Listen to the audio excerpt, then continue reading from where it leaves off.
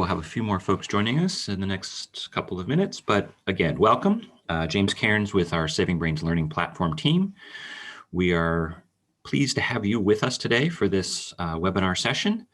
As has been shared in the emails and so forth, we're going to be looking at radio today, and an interesting combination of innovator teams from the Saving Brains community, some of whom have been focused on media, including radio, for a long time, and some who really have turned to this medium much more intensively during the COVID pandemic over the past year or so, given the challenges of in-person programming and so forth.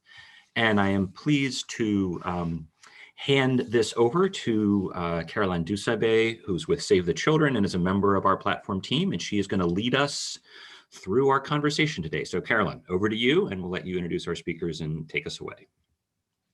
Thank you so much. Hello, everyone. I would like to welcome our speakers today. We have speakers from 4 different organizations who are using radio in very unique, very different and interesting ways. And today they will be sharing from their experiences. And we would love also to hear, your comments, your questions to them so that we can have a very good and interactive session. Briefly to introduce our participants, our panelists, we have Huzaima Mohamudu from Lively Minds. She is the National Government Stakeholder Manager. She'll be sharing with us how they're using radio in Ghana. We have also Aida Alonso. She's the Senior Strategy Development Manager at DMI. She'll also be sharing with us how they are using radio in West Africa, I think Cameroon, and some other countries, Francophone-speaking countries. We also have Christina Bwana, who is the CPO at Ubongo, and she's also the lead content developer. As she will be sharing with us, Ubongo program is in multiple countries in the region. And we also have Diane Wamahoro. She's the coordinator of the First Steps program in Rwanda, and she works for Save the Children. So welcome our panelists. And the way we are going to conduct this session is that for the first 15 minutes, we are going to go around answering the same question. And then after that, each of the panelists will have a unique question and a unique angle from which to share about how you're using radio. So would like to know from each of you, why did you choose to use radio in your program? Each of you will have 5 minutes to share briefly. And let us start with Christina. Thank you so much, Caroline. Good afternoon, everyone. Afternoon from my side of the world. So at Ubongo, we actually started with TV, but we really quickly realized that, especially in the African context, there's a higher radio penetration than there is a TV penetration. So that means automatically you get a higher audience. And for us, it means we reach more children if we also put our content on radio. And just culturally, in many different parts of Africa, radio is the center of the home. You have on the radio while you're in the kitchen, you have on the radio while you're watching your kids play outside, you have on the radio wherever you are. So that for us, so it was twofold, the reach numbers that we could get through radio, but also what it means culturally to people. And we thought, why not use the culture? If you use someone's culture, it's more easy to really make an impact on them. So why not use that aspect of culture and say, if we put our edutainment content in something that's already cultural, there will be more buy-in and more receptivity of that than saying, oh, let's get you somewhere remote where you've never, it's not part of you, and then put the content there. So in short, that's why we chose to do radio as well as other platforms. Okay, thank you so much. Next, I think let's hear from Diane. Diane, why did you choose to use radio at Save the Children in Rwanda? Yeah, thank you so much, Caroline.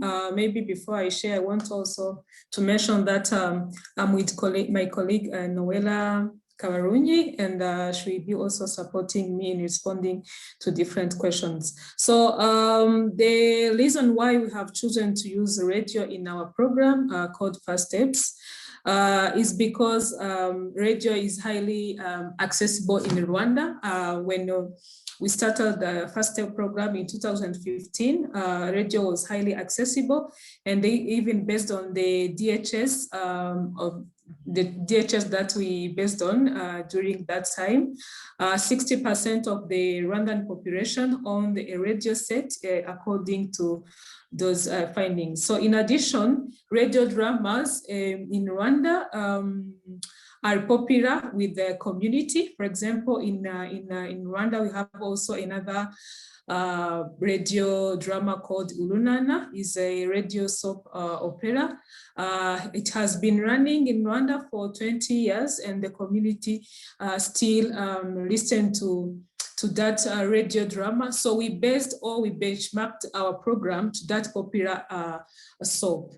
Again, during the formative assessment that we conducted before we started the intervention, parents and the other community members responded that radio was one of the two source of information on health, nutrition, and early learning, because radio was used to, or is still being used to share different messages around those ECD messages. So with that understanding, we designed to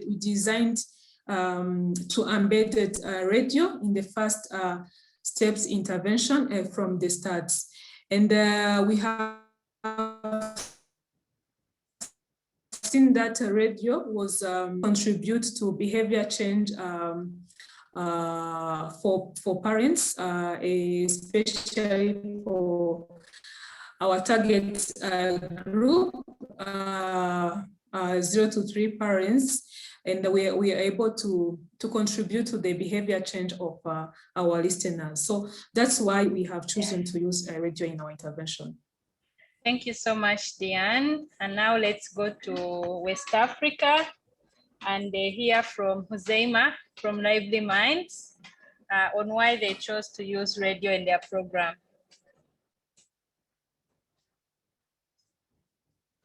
Is Huzeima on?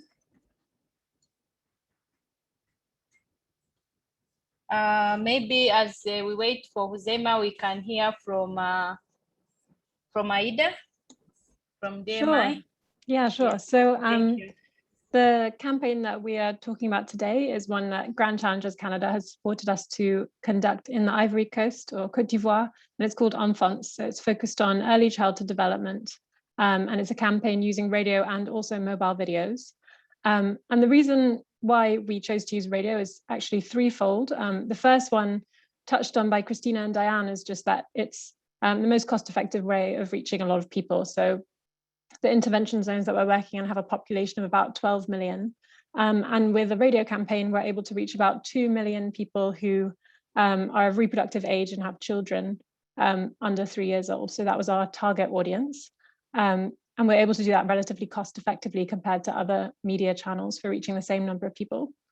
So that was the first reason. The second reason is because we have a very strong evidence base for radio being able to change parental behaviors. So DMI has run the first ever randomized controlled trial on the effects of mass media on behavior change.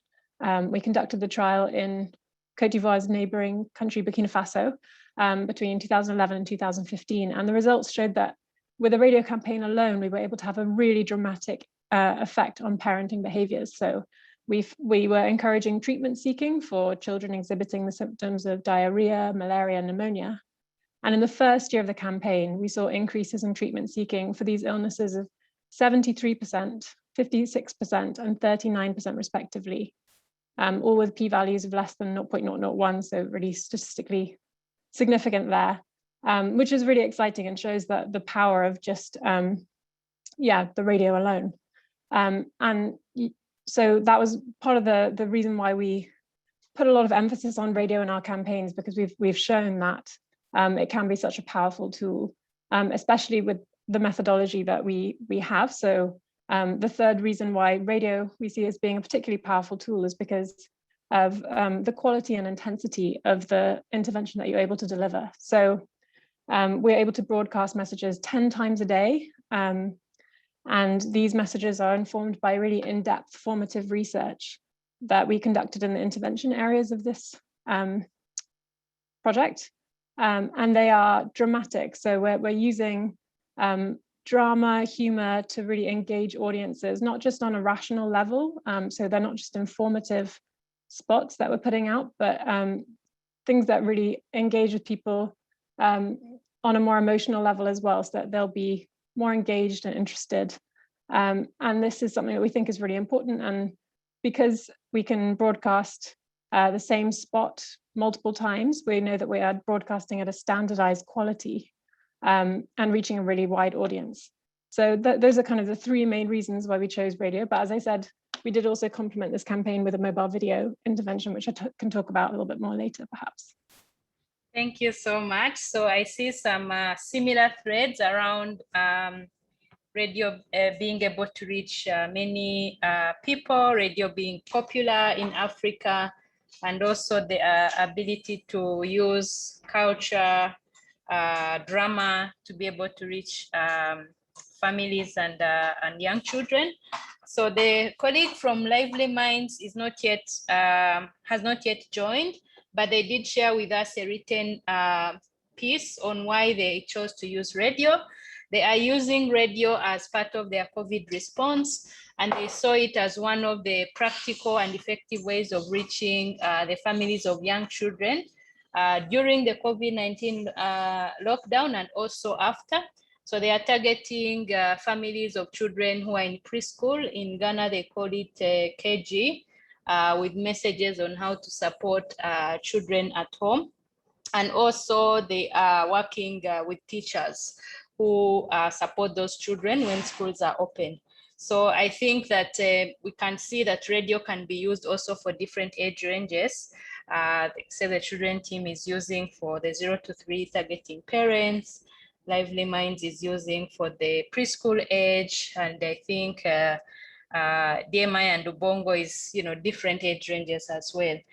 Before we ask the next question, we want to know from one person in the audience, if you're using radio in your program, how are you using it, and why did you choose to use? Why did you choose to use radio? We have participants from even outside of Africa, so we are curious to know if radio is still relevant in your contexts. We'll give opportunity to one person in our audience. Is there anyone who wants to share? Can raise your hand, please. Yes, I see a hand. Please go ahead and share. Yes, please go. All right. Okay, my name is Chiku. I'm in Dar es Salaam, Tanzania. I work with children in Crossfire. And we use multiple media, but then predominantly radio because of its reach in the community.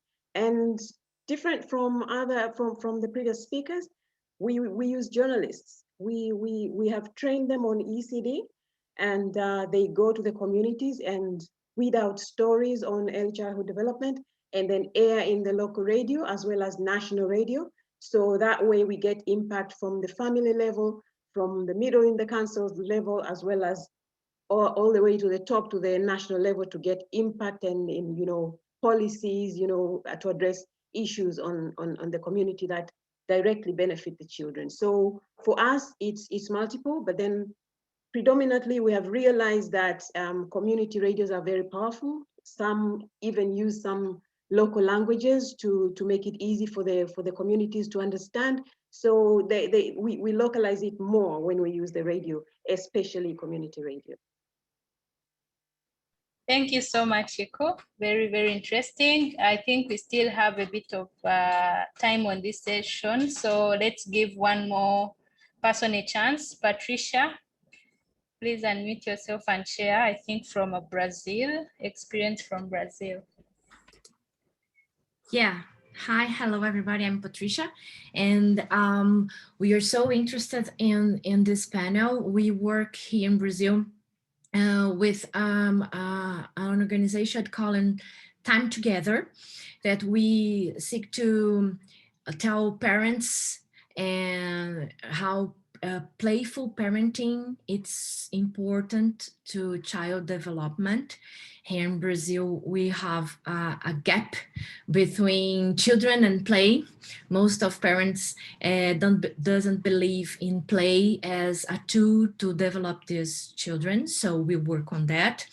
And in the past, I personally worked with PAHO, with Pan American Health Organization, and we made radio programs to reach all over Brazil, but with health information. Brazil, it's a large country, and radio is a vehicle that reaches everyone in every single small city in the country. So radio is too important for us. But when we did this work with PAHO, it went not so well, because we had some difficulty to convince the radio stations, even the small ones, even the local ones, to transmit, to broadcast our spots, our health spots, for many, many reasons. And so we are now trying to do this again and seeing for how can we do these spots, telling about the importance of play to develop the child development, and how can we scale this to a whole country broadcasts, because here we don't have a national radio company. We have to go in each one small radio to ask them to put our spots on. So that's how we are trying to work here. Thank you so much, Patricia. And that's a very good segue to the next section of our webinar. In this section, we are going to ask a different question to each team, and we are going to be focusing on the practical bits of the program. And the first question is going to Ubongo. Would like you to share how the radio programming fits into your overall program, because we know that you know your program is beyond radio. So would like to know how radio fits in together with your other broader programming. Yes, thank you. So we did TV only for the first year. Once we started radio, we made sure that we kind of caught up. So all the old TV episodes were immediately turned into radio episodes.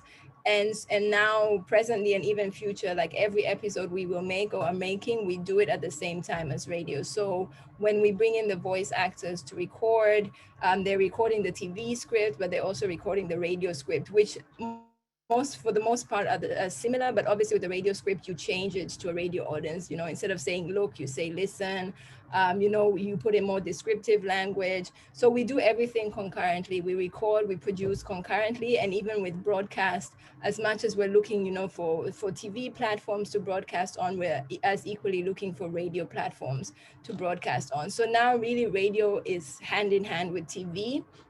And then I would say that those are the two that we always start with. And then from there, maybe 6 months later, that's when we do the other platforms that we have. We format it according to the other platforms.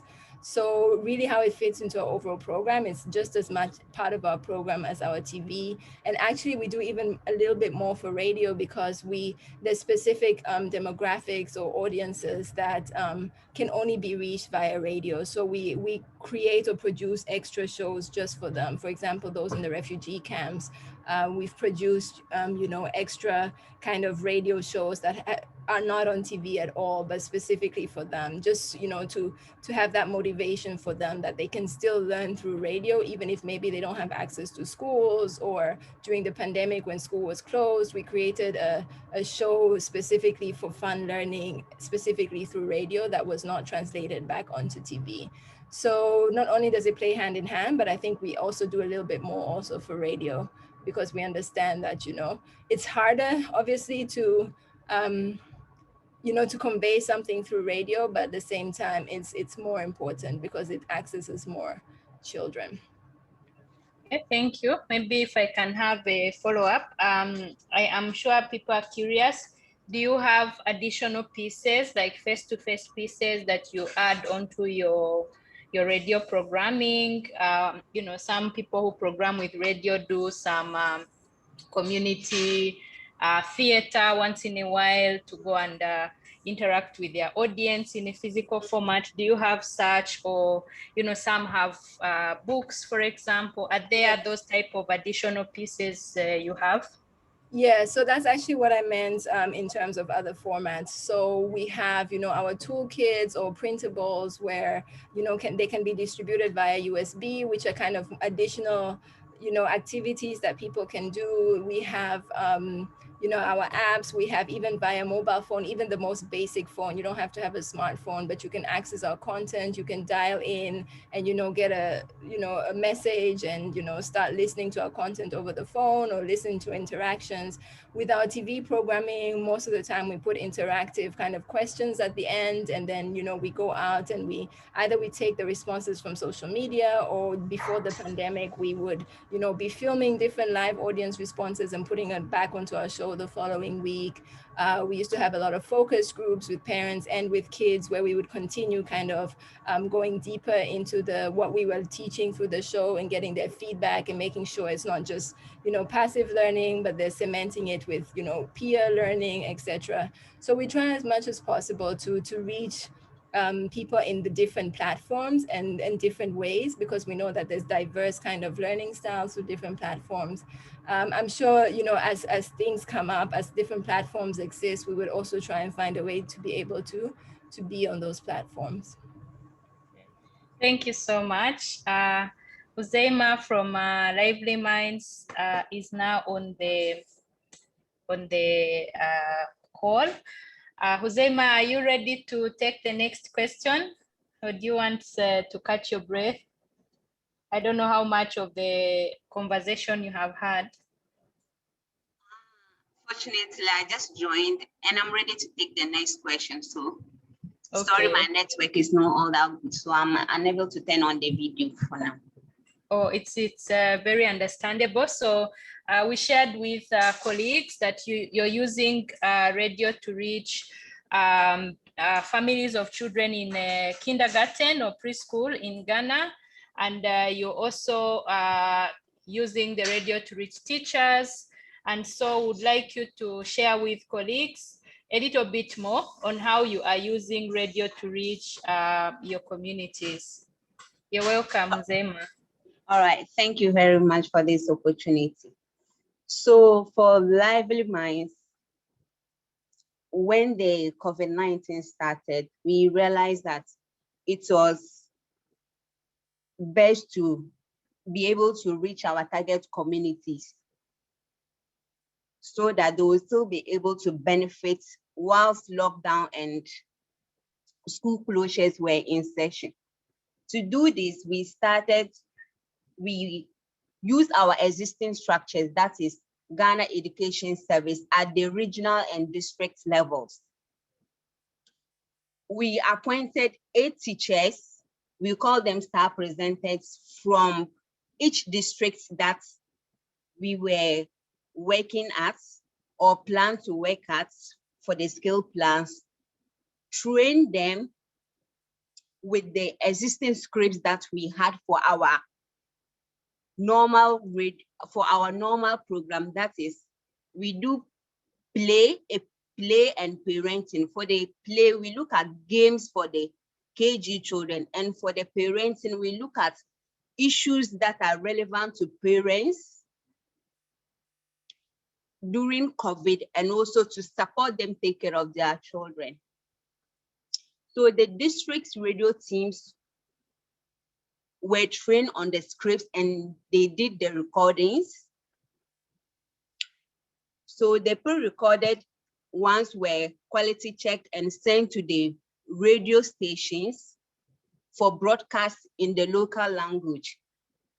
For us, accessibility or access was very key and rich. So we decided that since our program is in the local language and to reach our target audience, which is the deprived rural communities, the recordings were supposed to be in the local language and broadcast with local stations.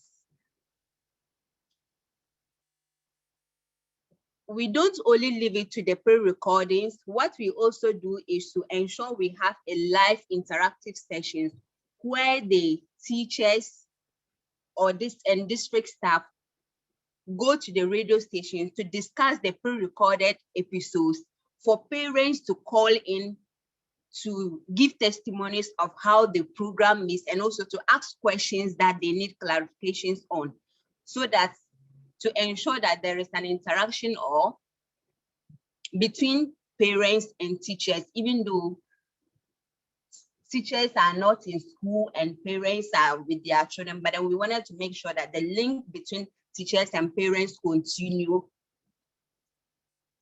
even if they don't see each other. Other than that initial support, we also continue providing ongoing support to these teachers. What we did was to ensure that at least we have coaching sessions for the district teams running the live interactive shows on the pre-recorded episodes. And we also make sure that we give them the necessary funds they require to ensure that everything goes on well, like call credits to phone call credit for the teachers to listen to the radio, and also make sure that they call anybody that is required to take part in the live interactive shows. So currently, the radio is broadcasting in 8 regions, which was part of our initial scale plans. And the lead districts are 18 in number because we chose a particular district in each region. Some had more districts because of a lot of different local languages in the district. So we have like certain regions having like 3-4 languages because of the heterogeneous nature of those districts, to ensure that at least everyone gets to listen to the radio program. So the local languages that is spoken in those various districts or regions are chosen, and some districts lead the recording and everything concerning the radio broadcasts. We also have, at the national level, we also have the working group that is overseeing the implementation of the radio program. So with this, the national level, they make like the decisions concerning the radio program. That is, they've certified the regions and districts that should run the program. And also when there are challenges pertaining to the program, they look at it and resolve it. At the local level, we also have the regions that support the districts to run the program. So the districts run the radio program, the pre-recordings, the live interactive sessions, and also problem-solved issues. However, the regions support and supervise the activities of the district. And at the national level, the working group also oversees the activities of the regions.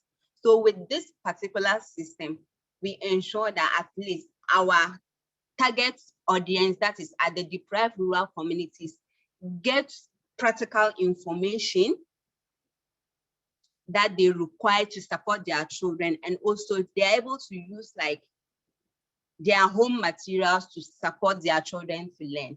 So that is how we are able to use radio to reach our target audience. And right now we have about like 2 million people actually listening to the radio program. Thank you. Wow, thank you so much, Uzema. Very, very wonderful work. I especially liked hearing the fact that you're using existing resources and also existing structures and working with the government. You touched on some things that are linked to what we want to discuss next.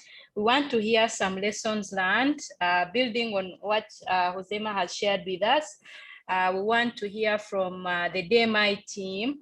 What are some lessons you've learned from using radio as a medium, as a programming tool.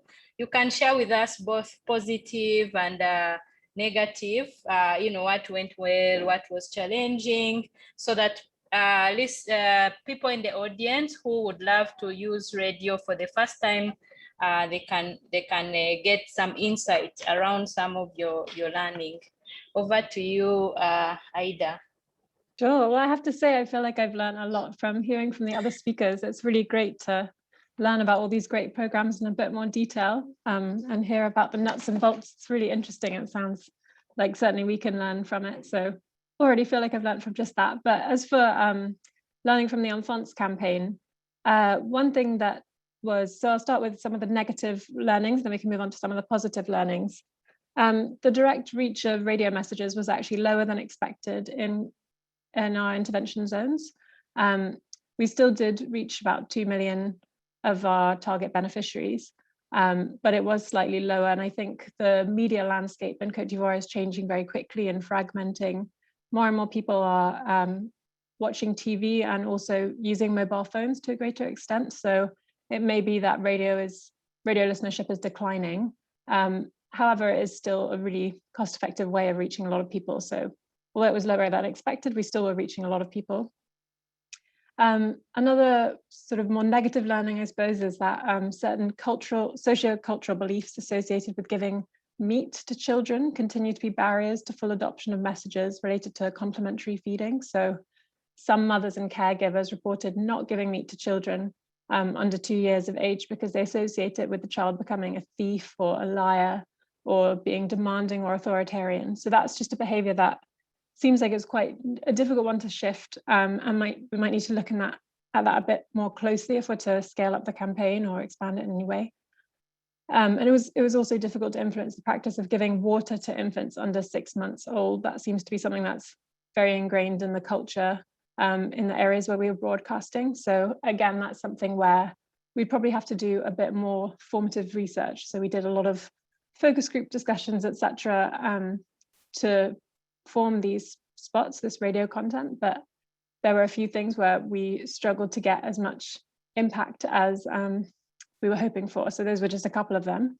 However, on the positive side, we did see a lot of really strong and good impact. And we actually noticed a lot of indirect exposure to the radio campaign messages, a lot more than expected. So in a small scale survey, although only 29% of women reported actually hearing the radio spot directly, or one of our radio spots directly, 71% had heard about the radio spots. So it seemed like there were a few different ways in which these messages were conveyed. So firstly, midwives. Midwives were talking about the spots, talking about breastfeeding and complementary feeding, etc., and using the stories of the spots as something to help guide discussions as they were visiting people. Health workers and social workers as well also used the messages as an opportunity to emphasize measures like breastfeeding and food supplements during prenatal and postnatal consultations. And also community leaders and village chiefs mobilized local channels to disseminate information. So things like public megaphones, etc., which is something that we didn't expect or plan for at all. It wasn't something that was part of our aim in the campaign, but we were really pleased and excited to see how well received these messages were in the communities, and that they were really being disseminated and having a life of their own. So that was a really great and unexpected learning. And again, I think this ties back to making sure that radio content is really based on an in-depth understanding of the culture that we're working in, so that we are able to use humor and drama, etc., to make it engaging. And I think that is what meant that those spots really got picked up and yeah, had a life of their own. We also saw a lot of promising suggestions of impact. So women and caregivers had more confidence in radio messages on infant feeding when those around them or family members who advised them to listen to the radio messages explain the content of the spots. So essentially, to put it more clearly, perhaps, when people had talked about the radio spots with people in their communities, it seemed like those radio spots hit home harder. We also saw increases in knowledge about exclusive breastfeeding and complementary feeding, which was reflected in behavior change, especially in the context of complementary feeding. So for example, attempts to increase the diversity of food groups offered to the children was reported. And we also saw sociocultural changes such as men's engagement in accelerating behavior change, and offering food consumed by adults to children under 6 months, which was a practice that was really entrenched in the community to sort of reserve certain foods for adults and certain for young children. But we were able to see some shifts in that, and that's really exciting. And here is a sort of interesting point about engaging men. So a lot of the time, it is the men who are making decisions about resource allocation in the home.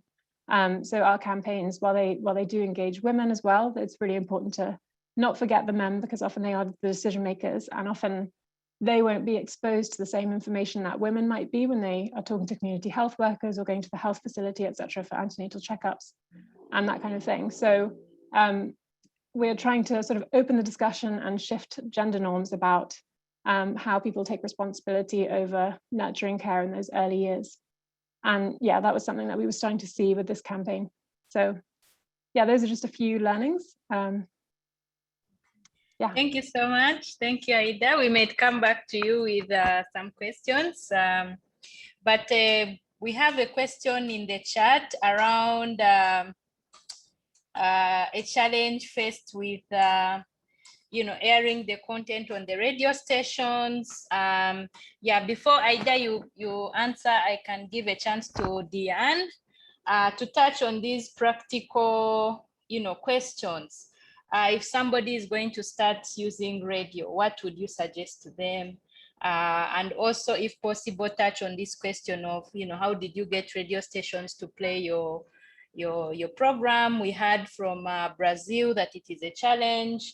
How did you produce your content?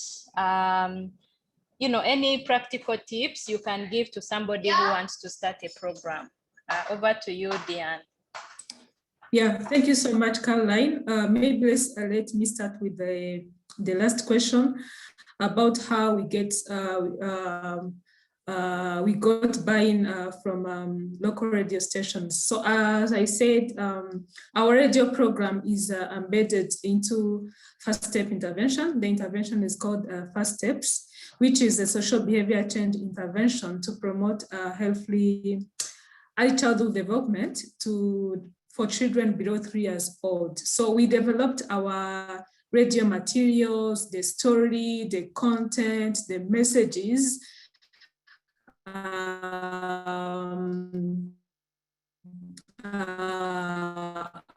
All those are linked to the curriculum. For example, has 17 sessions. So we also developed the 17 radio materials, and each recording has 3 parts. We have an introduction part, we have a drama part. We also have advisory part where two characters, we call them advisors, provide messages related maybe to one of the session of the day, key messages or guiding practical activities to parents. So for Save the Children, we developed the scripts for all the 17 scripts. We also, with support of technical advisors, we trained the characters. In addition to that, the characters were Save the Children and our partner staff. Because of the budget, we had to work with the volunteers, Save the Children and partner staff as, let's say, as characters for the story. So our technical person trained them on let's say, on even how to write scripts and how to play different voices.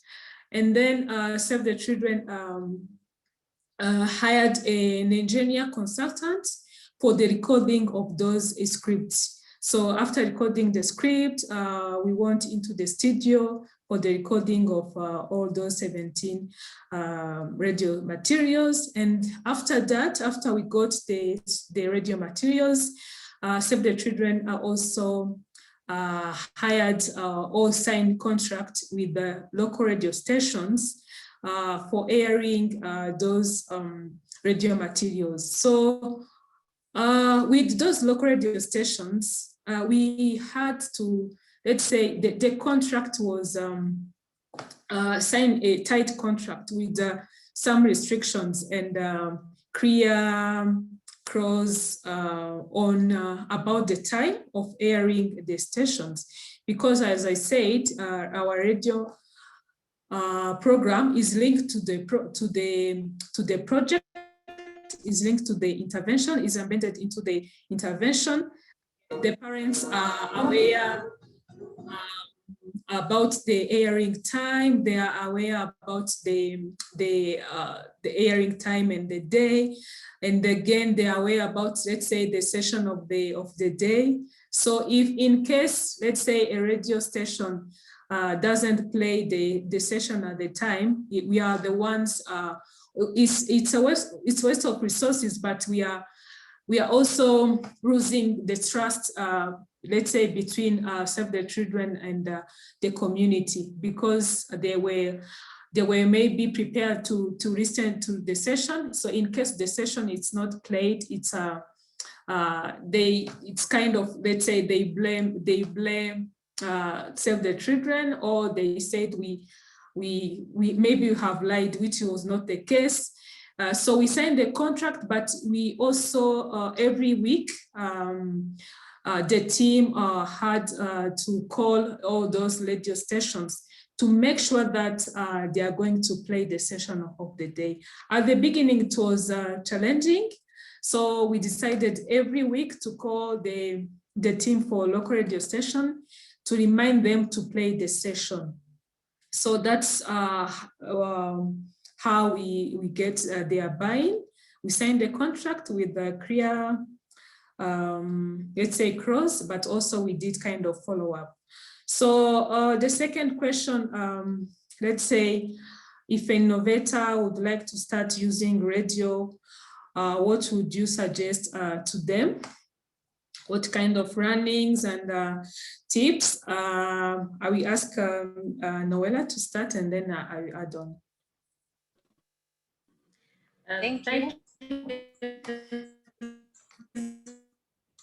so much. Noella, you're skipping.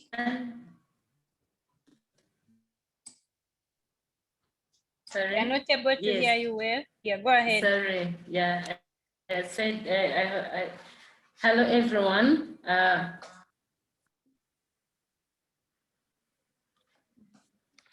Hello. Noella, we can hear you now. Yes, yes. Okay, yeah. Thank you so much. I'm going to share some of the lessons learned. So we had in Rwanda, as Diana said, with the radio station, we found that it's really good, as we want to engage with them, to have like very clear rules and regulations, if we can say that, because in some cases we could find that they delay, some of them, not many, they could delay to air the radio, the program. And so it's we said that in the future it's good we have those clear terms with each radio station to know if they don't do what we agreed on. These are the measures, so that they know them in advance, to also be able for them to be accountable in what they are doing. And again, we find that with the radio program, it was really an effective approach that had impact on parents' attitudes, especially in bonding responsive caring messages we shared through the radio series, because we used the characters and they prayed what we found in our community in Rwanda. depending on the culture, the men are not allowed to do this, but with the characters working through the 17 radio sessions we had, we find that their attitudes changed. So we found that it's really from the monitoring we have been doing, and also the accountability number we shared in each session. We had to share the hotline number they will be giving us the feedbacks. So we found that it really had a great impact on the parents' attitudes. And another thing we learned is that in some areas we found that the signal was not really well captured. So we learned that it's good to see the challenges in the beginning during the information and communication needs assessment, to understand what are the challenges in the community to use the radio program and be able to mitigate them before we start the implementation.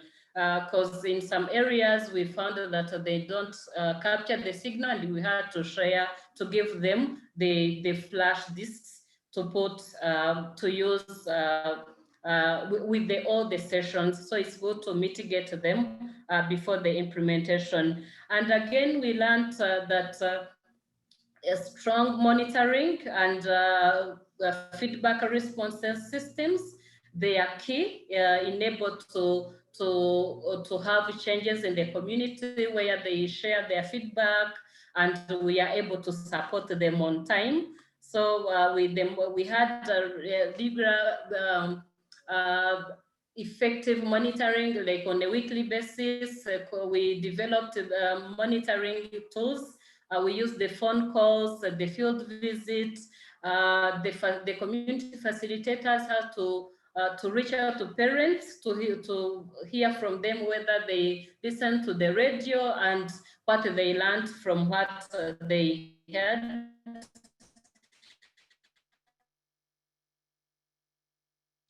So that's a regular monitoring to understand more. We also learned that developing the materials, it's an intensive process. So it requires much time to be able to have an efficient content. So it's good to give it much time, or be able to work with someone like a consultant. With people want to do it in a hurry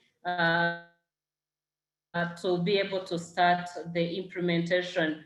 And again, using the language, we were lucky in Rwanda, we don't have the barrier, not very much of the multi-language system. We use one language across the country. So it was also really helpful when you want to have a radio program.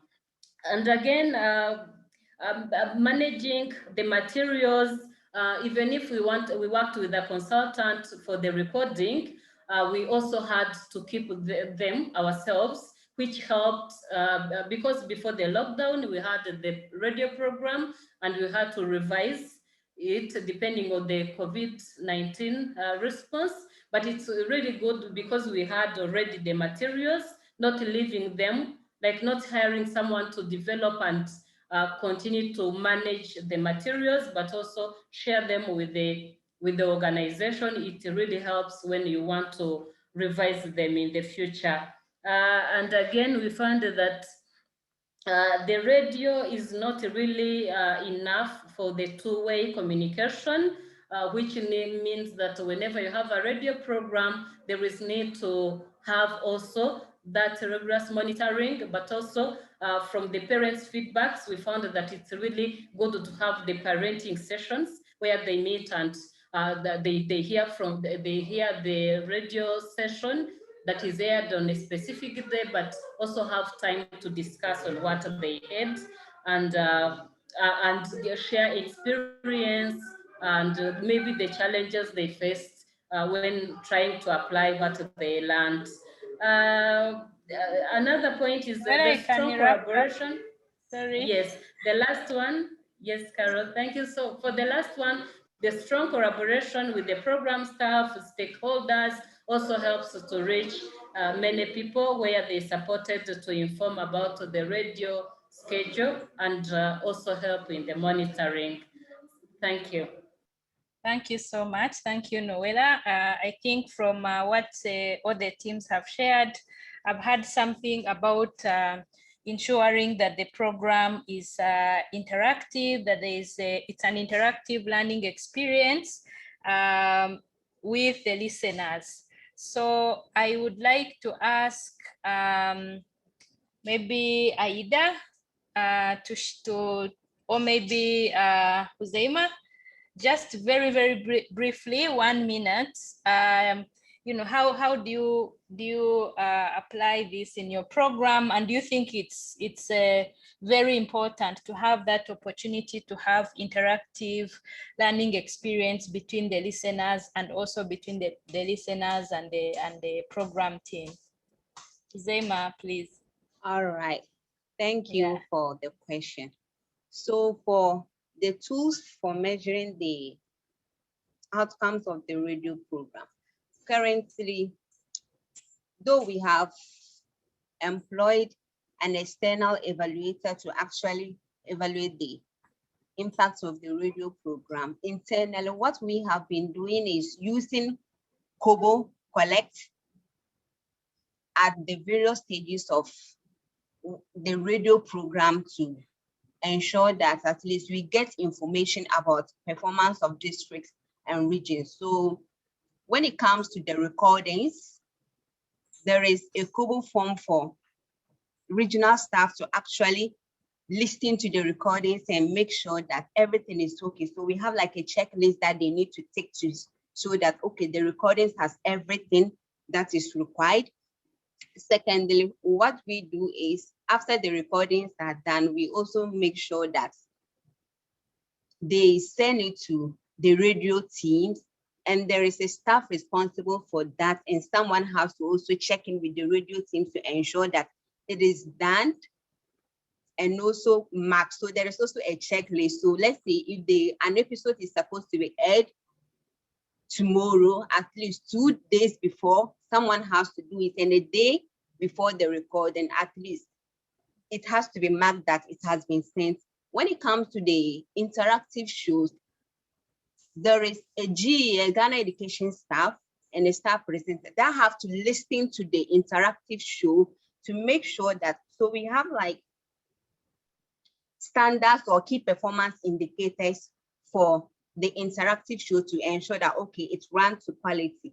The key things that the presenters are supposed to touch. So someone has to listen and also to fill in the Kobo form to say that, okay, the interactive show was quality. When you say it was like up to standard, what do you mean? Was the presenters focused on the content? Were they able to answer questions by listeners? What kind of things were the information very informative and also focus on the content and not deviating from it? So these are the issues that we look at to ensure that we maximize the impacts of the program. And the call-in sessions too. So to know the impact of the radio program, the interactive show is also another way for us to appreciate that, because listeners have to call in. So calling in means they're actually listening to the program and practicing it. We have instances where parents, both mothers and fathers, call in to tell us that, oh, someone even called to let us know that the child was saved because of a nutrition radio broadcast that they heard and they practiced it like they didn't know it before. So they called to give testimonies, to ask further questions, and that way it made us happy and to appreciate that, yes, people are actually listening to the radio program. And so we record average call-ins daily from each radio broadcast to be able to know whether we are making progress, what the districts needs to do. So districts that are recording less, they try to put up their own activities to go into the communities to see what they can do Thank you. Thank you so much, Joseima.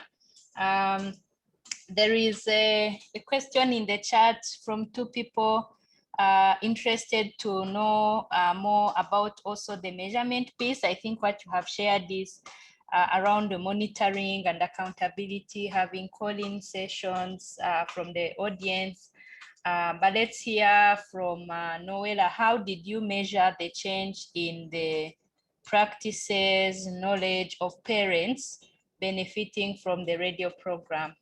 Very briefly, Noella. So the questions are about which tools and which outcomes you are tracking.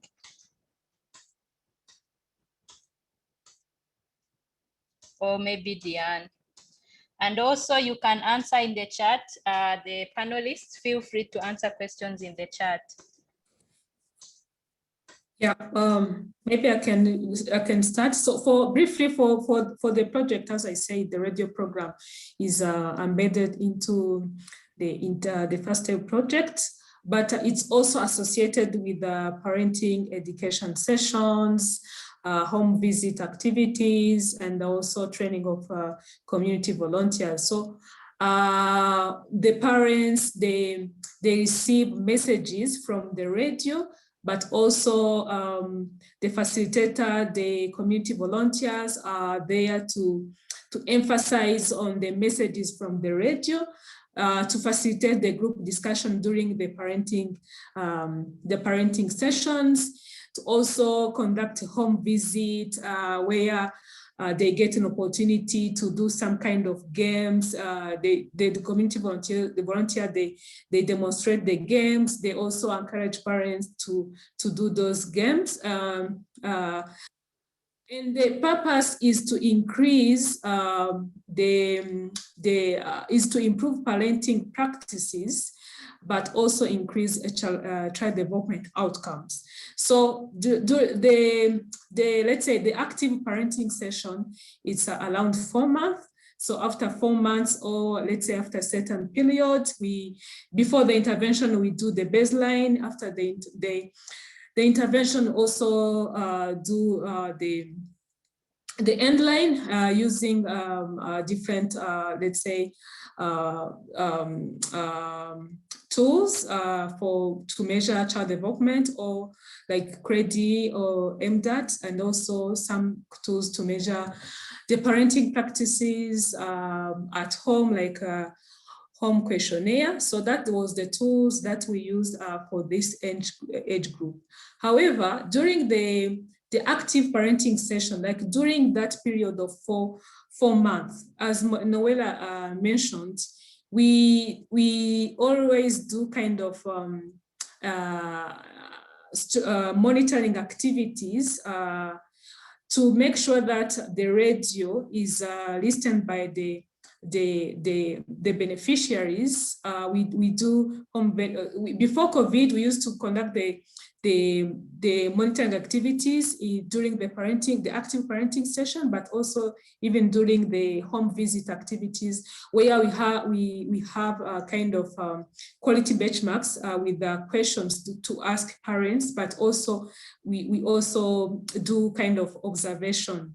So that's how we measure the success or the impact or the changes from the radio program, plus the other also home visit or parenting education. But thank you, Dia. Okay, yeah. Yeah, thank you so much. I think that, yeah, you answered the question well around the tools. You mentioned for the child development outcomes, there are different tools. You also mentioned CAP surveys and monitoring tools. There is a question about if children 0 to 3 years are able to listen to the radio, enjoy stories, songs, and dances. From Francis, and I would like the Ubongo team to answer this question. I think you have some interesting programs for this age range, songs and things, so share please. Yeah, so first of all, we've found, and I think it's common in research, that 3 to 5 year olds have a very short attention span. So when we create radio programs for that age group, we're not saying it's like one long program or one long show. We're breaking it down into different segments, and it is possible if you do that to keep the attention. So for example, we would have maybe 10 seconds of a really fun adult or even child voice talking, engaging the kids, come dance, come play, etc. And then we might have, like 45 seconds of one of our songs, or our songs are usually 1 to 2 minutes. And because it's a song, it can keep the kids' attention. So then we would have the song. And then after that, we would have maybe a small activity, like now get your, the rocks or the pebbles around you and, put it in the shape of a circle, and kind of like as they do that, also talk to them encouragingly, like that's it, you're doing a good job, but make sure all of that is only like maybe 30 seconds, 45 seconds, and then move on to like something else, whether now it's story time or another song, or so it really kind of play with the go along with the attention span, not put like a story for 10 minutes, especially if it's on radio. And not try and do something too intense over radio, because they're not even seeing you. So your voice has to be very engaging. The sound design has to be very fun. The way you've kind of compiled that whole episode has to be very kind of something a child would relate to, interactive with. There's interaction, there's songs, there's stories, there's short activities. So you have to just keep in mind all of those things. But if you do all of that, it's very possible to keep the engagement on radio. Just make sure like it's not more than, 20 minutes max overall, or even not even 20 minutes, that's too much, 10 minutes. And in those 10 minutes, it has to be different kind of segments. So our radio programs for kids are usually, we've split them up into like 7 minutes, 7 minutes. That's the max that we go to. Thank you so much, Christina. Francis is still curious about the 0 to 3 age range. So let me ask Diane. Diane, very brief, please. How do you reach the children 0 to 3? Is it that they listen to the radio by themselves? How do you get this children 0 to 3 age range targeted through radio? Yeah, thank you so much. So in our intervention, of course, we are reaching children, but through their parents. So we are training their parents so that they can apply what they get from the radio, from the parenting session, from the home visit activities to their children, to improve or to increase their development outcomes. So our targets, or even our story, is targeting parents, but the messages we are delivering are on ECD for ECD messages for children below 3 years old. But we encourage parents to, let's say before COVID, when we used to conduct the parenting education sessions, we requested parents to come with their children, but the purpose was not to listen to the radio session, but because there was time for games. So the purpose was to give time to parents to do those games during the parenting sessions. So for us, we are targeting our target is children, but we reach children through their parents. I hope I responded to the question. Yeah, thank you so much. I have a question for DMI before we go to the last special question for each of the panelists. DMI, you mentioned that your radio spots were taken by the community and they started using them in different ways. So there is somebody who is interested to know if your radio spots have been used in podcasts and also other ways your radio programs have been used beyond the radio airing, like what you are sharing with how the communities, chiefs, and other community actors are taking the programs and using them differently from what you had even thought would be possible. Yeah, so for this particular campaign, it was those three methods that we outlined, so midwives were using our spots or referring to them, health workers and social workers and community leaders. We don't know of our spots being used in podcasts. Podcasts, I think, while some people do listen to them, are not as popular for reaching a large audience as just traditional radio. So it's not something we've ever looked into in the past, because our really sort of methodology is based on cost effectively reaching as many people as possible at a high intensity with quality content. So it doesn't really align with our methodology, because we don't think that podcasts will be reaching a very large population. So it doesn't feel like the most cost effective thing to invest resources in.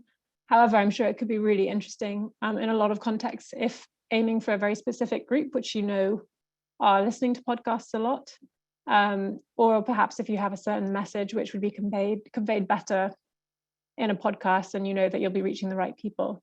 But yeah, podcasts is not something that we've looked into in the past. But yeah, it's an interesting question.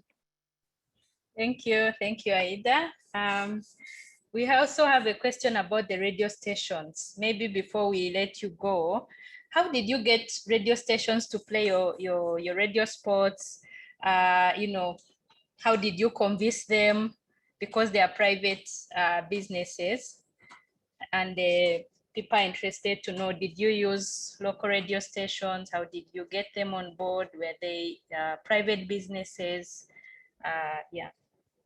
Yeah, so we used a network of 27 community radio stations, and we did a very in-depth scoping exercise looking at things like transmitter strength, languages that we're broadcasting in, airtime rates, etc. We do find that you can't convince radio stations to put on our spots for free. There has to be some kind of quid pro quo at the least. So we do pay for our airtime. We usually are able to negotiate very good discounts. So we have average discounts in Côte d'Ivoire of 50%. And actually, a lot of the time we found that radios receive our spots really well and actually are broadcasting more often than we've even asked them to. And I think that's a lot because of people from the community calling in and appreciating them, etc. So we had, for example, instances in a few communities in the West of people calling in and asking if we could broadcast in even more local languages. So we were able to then increase the number of languages we were broadcasting in to just respond to that community demand. But yeah, I think for spots, generally we found that we do have to pay for airtime. For interactive shows, sometimes if there's a capacity building element, like we are training radio stations how to host a show which is going to improve their listenership rates, then we don't necessarily have to pay for the airtime for that. So that's something that we found in Burkina Faso. We were able to invest a lot of time and effort into training radio stations to put on these really exciting, interesting, engaging shows, which boosted their audience base. So that was a kind of quid pro quo, that training that we were able to do. We've also, in Burkina Faso, helped radio stations with solar panels in exchange for airtime. So while we weren't paying for airtime directly, we were giving them solar panels, which meant also that we had the added benefit that spots wouldn't go off air as often because radio stations weren't as vulnerable to power cuts. So yeah, as I say, we do find that we have to pay for airtime, but generally we're able to negotiate good discounts. And often we've almost exclusively found that radio stations are very receptive to our spots and that they're well received. Thank you so much. That's very interesting. And we are almost coming to the end, but we don't want to end the program before hearing about the secret ingredients. What makes your program tick? What makes your program work well? And we will hear first from Huzaima from Lively Minds very quickly. What makes your program unique, special, tick, whatever word you want to use for your special ingredients? And this question is going to be answered by every one of you panelists. So yeah, get ready for your turn. Huzaima, what makes your program tick? Yeah, I think what makes the radio program works well was the fact that we place our target beneficiaries and also stakeholders at the center of everything. So in the planning stages or scoping stages, we look at who are our beneficiaries? We know that they are deprived rural communities, and therefore to reach them, we will need to use local language. We will need to use local radio stations who have, and we also need to consider the coverage of these local radio stations to ensure that they're able to reach everybody. We have to look at the relationship that the people we work with have with the radio stations and whether they're able to support them deliver what they are supposed to deliver. And when it comes to the key stakeholders, and we also have to look at the timing of the radio broadcast, because we know that our target beneficiaries are farming communities. And so when we put it early in the morning or in the afternoon, we know that they may not be able to hear. So we have to look at like around evening, 6 p.m. to 7 p.m. or 5 p.m. where they are at home trying to listen to it. So we need to look at all those things in reference to beneficial. But when it comes to key stakeholders, Ghana Education Service have been very instrumental, and the radio program brains have succeeded with their partnership commitments and everything. So these issues, we have to look at the commitment, make sure they have the capacity and the skills, and also make sure there is a performance management and accountability system that makes everyone accountable to someone else to ensure that everything goes on well. And these have been the two key issues that has made the program successful. And also, one last thing, the buy-in of traditional authorities was very, very key, because if you are using the local language in a heterogeneous community, so they need to agree that, okay, we all understand this particular language, even though we have our minor languages. Yeah, thank you. Thank you so much. Thank you. So putting the stakeholders at the center and including ensuring that you air at the time when they are able to listen. Thank you so much. Ubongo, what's your special secret sauce? Not secret anymore because you'll share. I would say exactly what Usema said, especially the finding local radio stations that can, in our case, adapt the content. We create the radio content originally in Swahili and English in office, but then with adaptation in the different African languages, we usually work with radio stations because they know their audience. They have that experience of what is needed on radio, you know, what words to say, how to say the energy. So the trick for us is the secret ingredient is really adapting it with local radio stations. And then that way it's also an incentive for them to air the content. So you just say, if you adapt it, then you can air it however you want. And it's just kind of like a win-win situation. That would be our secret ingredient. Thank you so much. And Diane, yeah, what's the secret ingredients? Yeah, thank you so much, Caroline. Maybe for the secret ingredient of our First Step radio program, I would say the story itself, how it is built, like the story model, the soap opera format, where the story is set in a typical community in the Rwandan context with parents, children, neighbors, and even having two characters as advisors to share, let's say, key messages related to the session or the topic or from the curriculum. So the story itself, the way that is linked to the First Step curriculum, like to the messages that we want to deliver to the parents, to the targeted families. Even the drama that is in the story also has that part of messages that we want to share to the community. So I would say that the ingredient secret for our intervention that makes it work is the story itself and the content. Thank you so much. And Aida, what makes it tick on your side? Well, I definitely agree with all the ingredients we've had so far. I think they're all really important, making sure we have a good story, that we're working with local media structures, etc. I think one thing that DMI puts a lot of emphasis on is the distribution strategy. So it's very easy to forget about that, sort of the less glamorous and exciting and fun part, perhaps, of the media campaign, because creating exciting, engaging content is obviously really important for driving impact. But there's a whole lot of evidence that shows that if your campaign has a higher intensity, it's likely to have higher impact up to a point. Which is why we broadcast our campaigns at a really high intensity. So we average 6 to 12 spots a day, or usually about 10 spots a day, radio spots. So that's repeating the same spot 10 times for every day for a week, and then we'll change the spot.